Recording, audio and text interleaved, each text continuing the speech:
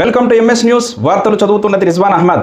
ఆంధ్రప్రదేశ్లో డిఎంఈ పరిధిలో ప్రీ మరియు పారాక్లినికల్ ఫ్యాకల్టీ నియామకాలపై అనేక సందేహాలు, ఆరోపణలు వెలువడుతున్నాయి.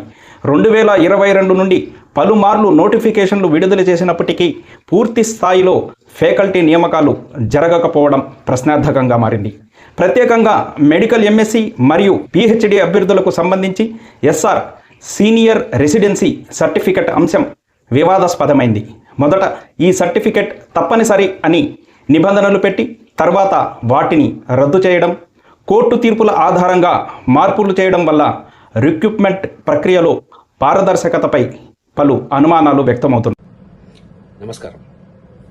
ముందుగా ఆంధ్రప్రదేశ్ రాష్ట్ర ప్రభుత్వానికి, అలాగే ఆంధ్రప్రదేశ్ రాష్ట్ర ఆరోగ్య మంత్రివర్యులు గౌరవనీయులైన శ్రీ సత్యకుమార్ యాదవ్ గారికి, అలాగే ఆదోని శాసనసభ్యులు గౌరవనీయులైన శ్రీ డాక్టర్ పార్థసారథి గారికి టీఎంఎంఏ తరపున నా కృతజ్ఞతలు.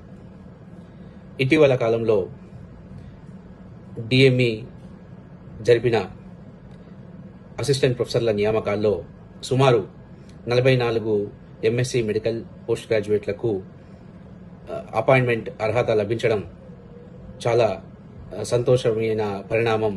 అందుకు గాను అధికారులకు, తర్వాత రాష్ట్ర ప్రభుత్వానికి మా కృతజ్ఞతలు. అయితే సుమారు 3-4 సంవత్సరాల నుండి డిఎంఈ ఎంఎస్సి మెడికల్ పోస్ట్ గ్రాడ్యుయేట్ల అర్హత విషయాల్లో, నియామకాల్లో కావాలని కొన్ని కృత్రిమ ఆటంకాలు సృష్టించడము, కొన్ని కృత్రిమ నిబంధనలు ఏర్పరచడము తెలిసినవే. ఇదే సందర్భంగా చాలామంది అభ్యర్థులు హైకోర్టుని ఆశ్రయించడం కూడా జరుగుతున్న పరిణామం. ఈ క్రమంలో 2023 డైరెక్ట్ రిక్రూట్మెంట్ నోటిఫికేషన్లో డిఎంఈ ఎస్ఆర్ సర్టిఫికేట్ నిబంధన పెట్టడం ఎంఎస్సి మెడికల్ పోస్ట్ గ్రాడ్యుయేట్లకు, అదే ఎన్ఎంసి రెగ్యులేషన్ ప్రకారము అలాంటిది ఎంఎస్సి మెడికల్ పోస్ట్ గ్రాడ్యుయేట్లకు అప్లికబుల్ కాకపోయినా కావాలని ఇబ్బందులకు గురి చేసింది. ఈ సందర్భంగా కొంతమంది అభ్యర్థులు కోర్టును ఆశ్రయించడం జరిగింది. దానికి ముందే టీఎంఎంఏ తరఫున మేము ప్రభుత్వానికి, డిఎంఈకి, ఆయా అధికారులకు రిప్రజెంటేషన్ కూడా ఇవ్వడం జరిగింది.